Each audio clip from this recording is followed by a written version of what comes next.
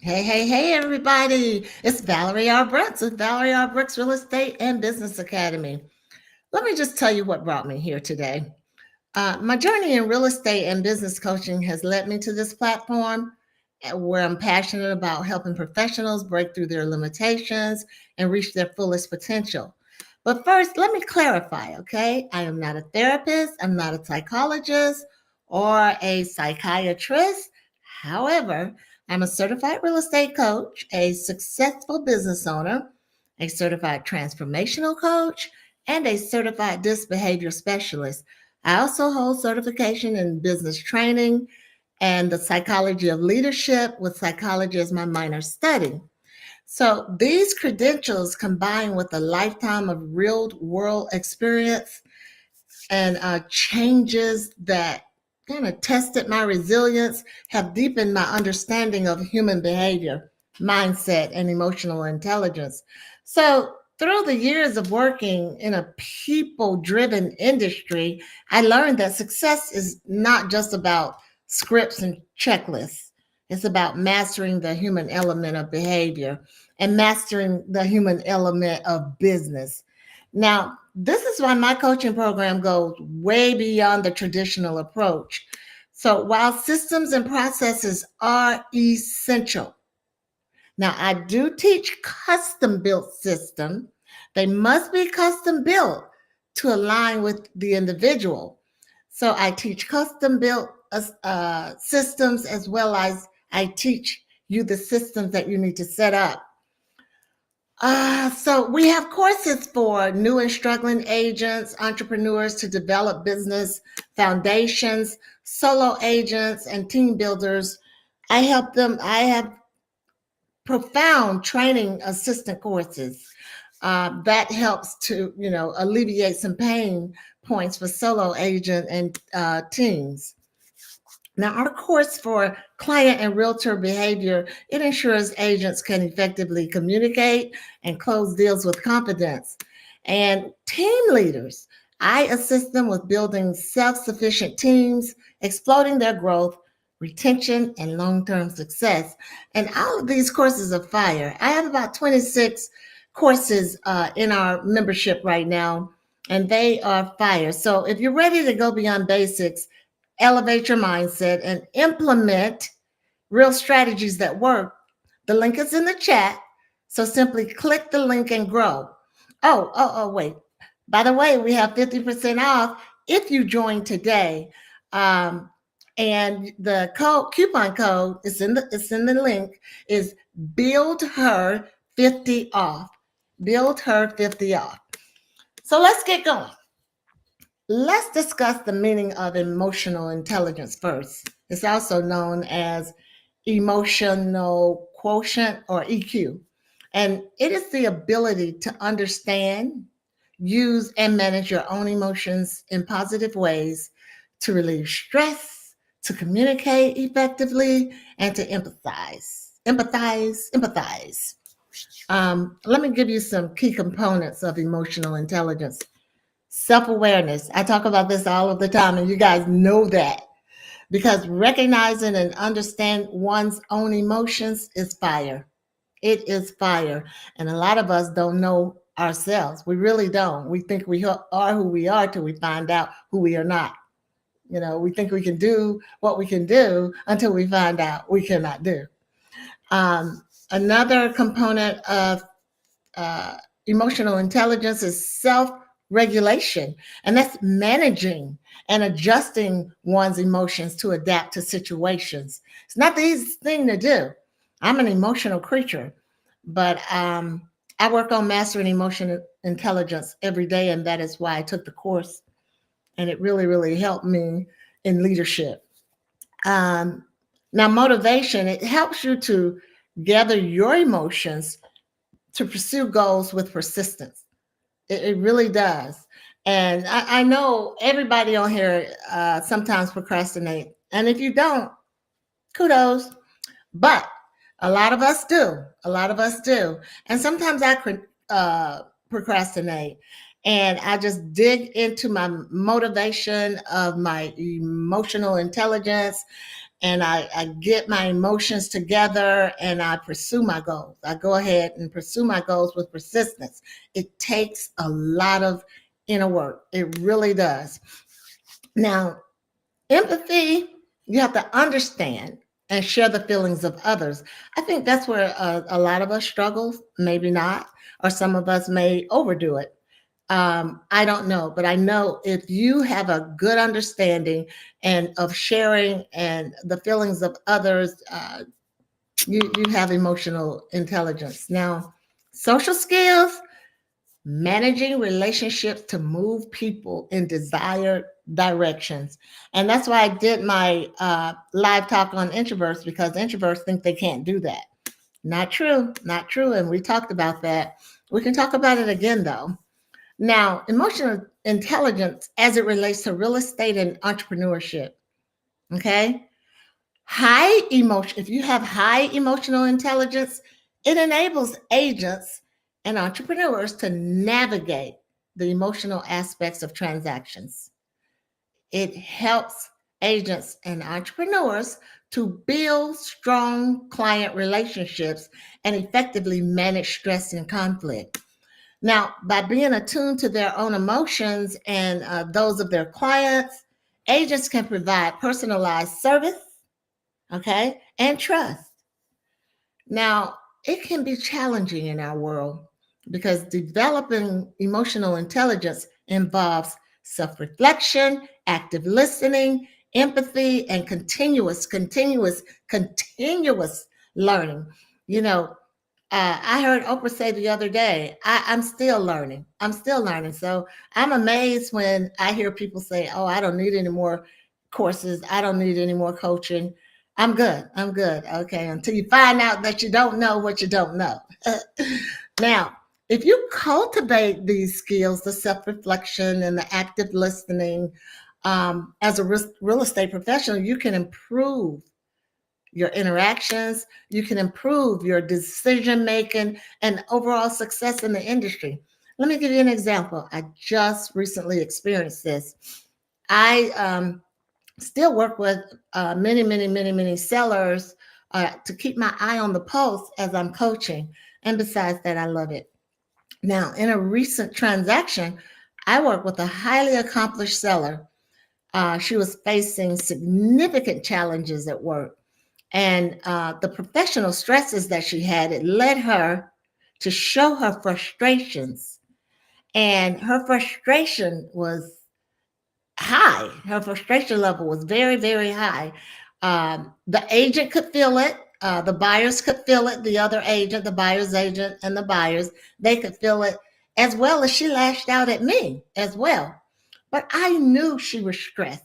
I knew that I was not causing her stress because let me tell you, she got a great deal. Awesome. Saved her about $150,000. So she knew that. But despite her readiness and her sophistication, her frustration overwhelmed her. It overwhelmed the other agent and it overwhelmed the buyer. Okay. And it overwhelmed the buyer.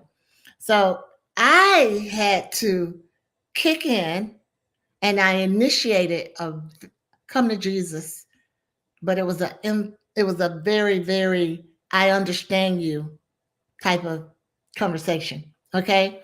I acknowledged her difficulties that she was experiencing in her career because we had talked about it. And I acknowledged her stress of relocating and other things. And I told her, I asked her, do you trust me? And she said, I do. I said, well, you can let some of that go and just put it in my hands. I got you. So along those words, along with other words, I was able to create a more understanding atmosphere. And this approach, it calmed her tensions, and it helped to facilitate a smoother progression towards closing the deal. Um, so you get that. It's very vital for you to have a high emotional intelligence. Um, I have some questions coming in, so I'm going to shoot to them. I have learned that another person's questions may answer another person's questions as well. So, um, number one, how can emotional intelligence specifically enhance a real estate agent's ability to understand and meet clients' needs? Now, I said earlier, but I can say it another way. Emotional intelligence enables agents to see, understand, and manage their own emotions. And it helps them to recognize those of their clients. And some people have natural emotional intelligence, and some people you really have to work on it. You really have to work on it. Um, but when you have that in real estate, it translates to better client communication, because high emotional intelligence, let's just call it EQ, or EI, listens actively and asks the right questions to understand client needs. Just like I did earlier with my seller. Um, I even asked her, "Do you want to go and have a glass of wine after work, of course, and after we finish, and let's just talk." And we did. We had a beautiful conversation. So I tailored my services to her. I understood her emotions, and it allowed me to personalize my approach. So that's what a high level of emotional intelligence does. Um, and let's see, how can we this is Corey Mitchell. How can we ensure that emotional intelligence becomes a priority in real estate training? Building these skills could transform client relationships. Excited for the session ahead. You know what, Corey? I think I just answered your question, because this is how it can become a priority in real estate training. You just signed in for my course. The link is in the chat. The link is in the chat. And the code is build her 50% off to get 250 to get half and half. The course is like $5.99 to join in, but you get half of that with the build her 50% off coupon. I agree, Jamie. Building emotional intelligence truly transform how we connect with real estate clients. But Corey, when we have better communications and we tailor our services and we understand and manage the emotions of clients, it's fire. It is super, super, super duper awesome. Okay. Now, uh, Sierra, Sierra. Okay. How can understanding and managing my own emotions lead to better client relationships and increased sales? Now, that's a good question, because when agents stay composed, clients feel more secure. Now, if they're high in emotions and ranting and raving, and if you engage with their ranting and raving, and you think, okay, I'm going to become a part of them, that's when you stop being a part of them. That's when you start being that logical part of them, if they have a logical part. Because in this transaction, they may not sometimes logical thoughts just fly out of the window for buyers and sellers, because uh, selling a house or buying a house is just a bundle of emotions. um, so emotional intelligence leads to stronger, more trusting relationships. Okay, Sierra. Now, what are some practical examples of how empathy can be used to resolve conflicts or challenges in a real estate transaction? Thank you for that question, Margaret. I really appreciate that. Um, let's see. Okay, handling emotional sellers. If a seller, think about it. If you have some realtors, if there are some realtors on here that's been here for a while, have you ever noticed that a lot of sellers, they get attached to their homes? They get attached to the brick and mortar. And I have even used the words, don't get attached to the attachment. You know, you need to get attached to what's in front of you.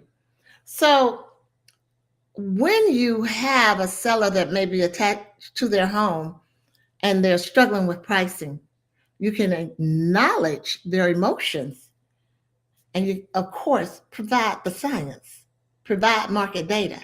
It's just like when CSI is looking for that DNA. It's science. It's science. It's in your face. Provide market data in a way that reassures them. Okay? And now let's say if we're in a navigating bidding war, an agent can emphasize, let's say if it's a buyer, because you know it is horrible for a buyer in their minds. It's just horrible. But if they're facing multiple offers, you just have to help them stay confident while making informed strategic bids. You have to make strategic bids. And I hope that answers your question, Margaret. I have another question here. In a competitive real estate market, how can strong social skills help an agent build trust and differentiate themselves from others? That's a good question. Relationship building. Build your relationships. When you connect on a personal level, let me just tell you guys something. I think, you know, if you've been on my live before, and I'm starting to have them more and more. I was a little green in the beginning. I'm getting a little bit more comfortable. Um, I'm an introvert. I tell everybody, and everybody's really, really surprised. And that's the beauty of it for me. The beauty of selling homes is the relationship building for me. And if you connect with sellers and buyers on a personal level, not too personal, not too personal, but business professional and emotionally professional. Okay, with if you get that with the clients, that helps to build long-term relationships and it leads to more referrals and repeat business. And that's how your strong social skills can help an agent build trust. That's how you can do that. It also leads to reputation, word of mouth, mind share, top of mind. Let's do this. Let's do this. And it's also marketing. A personable and emotional intelligent agent becomes known for their exceptional client service. Again, my biggest biggest compliment that I've received over 100 times has been, Valerie, you treat us as if we're your only client and we know better. And I would tease them and say, "Yes, I couldn't make it on just one client, but I got you." So agents with strong social skills create positive relationships with other agents, lenders, and attorneys, leading to, smoother transactions. Oh, hey, my niece is on here. Hey, Darian. I love you. All righty. Now we have another question here. How do emotional intelligence and empathy influence client loyalty? I think I just answered that. And long term relationships in real estate. Okay, I'll say it another way. Trust and credibility. Clients are more likely to return. They're likely to return. They're likely to refer business. Um, I even have clients that say, Valerie, I'm going to make sure they're ready, and when they're ready, I'll tell you. What do you do every day? I work at the bank. How are you gonna make them ready? Let me do my job. I got this. You just send them on over here, okay? But the reason they're doing that is because they want to make sure those clients are ready when they come to me because they know I'm going to take care of them. They trust me more than they trust the client that they're receiving, that they're sending. You get that? You get that? So it also helps you to anticipate clients' needs. If you have a high level of emotional intelligence, you can sense client emotions. You can sense them before they even express them. Um, I can spot emotions a mile away. I can do that, and that's part of my natural discernment as well in reading energy. Thank you, God. God did that, y'all. And it also gives you lifelong clients. Now, yep, God did that. I pray for that. I pray for that. Lifelong clients. When an agent provides emotional support, clients see them as more than just a salesperson. I don't consider myself a salesperson. I'm not in sales. I don't consider myself a salesperson. I'm an advisor. I lead. I guide. I'm not selling. But if you want to consider yourself a salesperson, know that you're selling yourself because a house can sell on its own. Know that you're selling your ability. Know that you're selling your qualities. Okay? They don't care if you're cute. They don't care if you have on a nice suit. They really don't care. Well, they don't want you coming over there in flip flops and things like that. Y'all know what happened to me having an agent that did that once. But what they want, they want results, right? That's what they want, results. Okay. Can emotional intelligence be developed or improved over time? Absolutely. If so, what are some strategies for real estate agents to enhance their emotional intelligence? I just told Corey. Continuous learning. Take courses on emotional intelligence and a class on behavior. I teach both. I teach both. I teach emotional intelligence combined with this behavior. Let me tell you, that course is on fire. That course is on fire. I've even had to put it in the e-learning side because I was getting worn out teaching the course. I shouldn't have said that. Well, I'm human. I was getting worn out. But the beauty of that is now it's e-demand. You can take it, you can refer to it for the whole year that you're in the membership. And another way, a lot of realtors are very, very assertive. I won't say aggressive. That's because I'm being nice. But if I want to be real, a lot of them can be aggressive. But I've seen realtors, and I used to do it myself. I had to teach myself how not to do that. Don't stop your client in the middle of talking.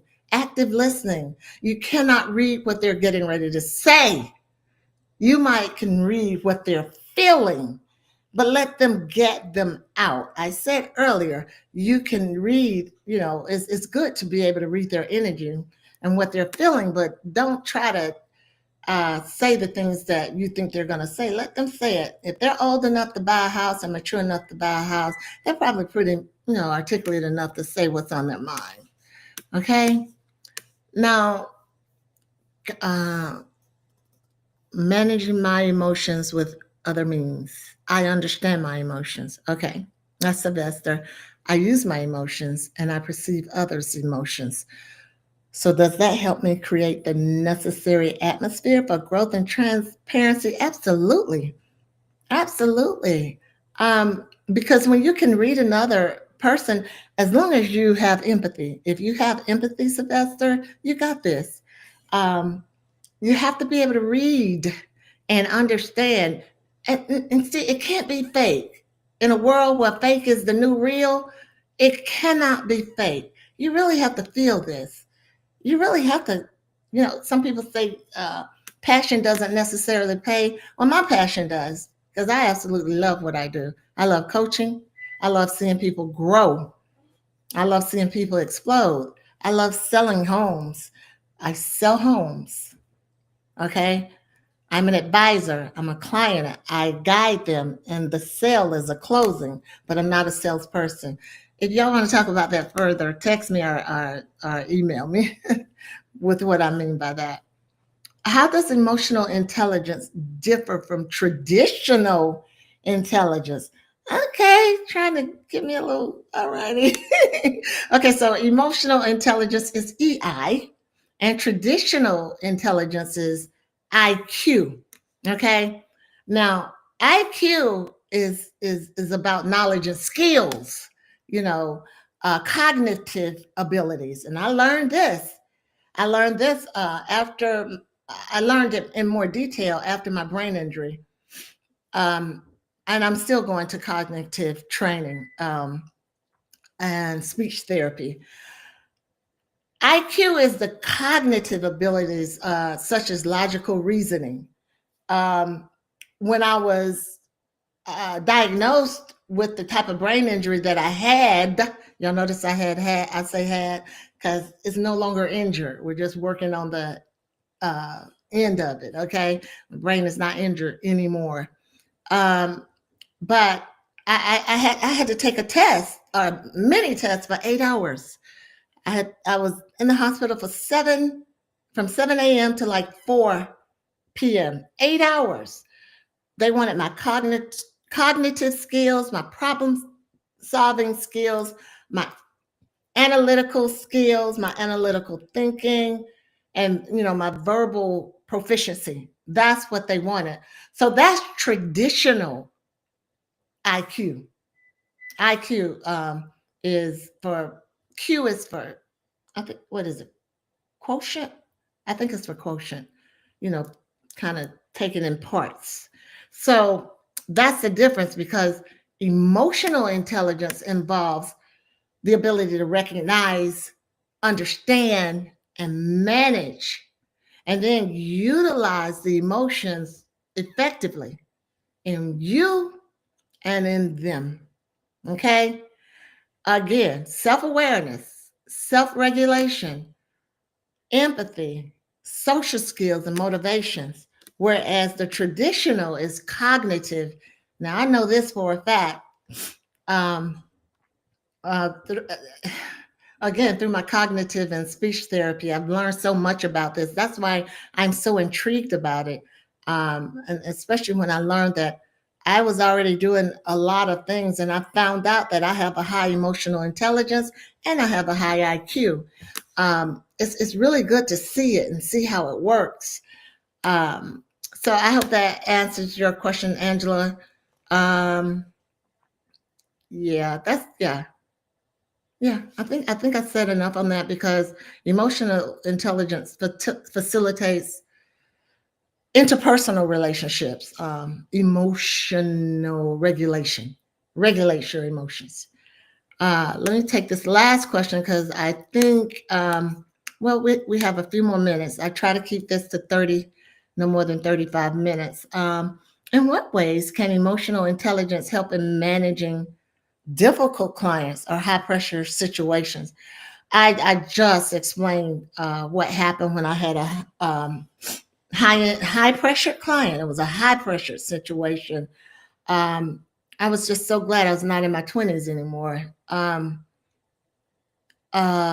Let's just say, you know, maturity doesn't necessarily comes in numbers, but uh, the ability to de-escalate tense negotiations. You have to stay calm. I created this term.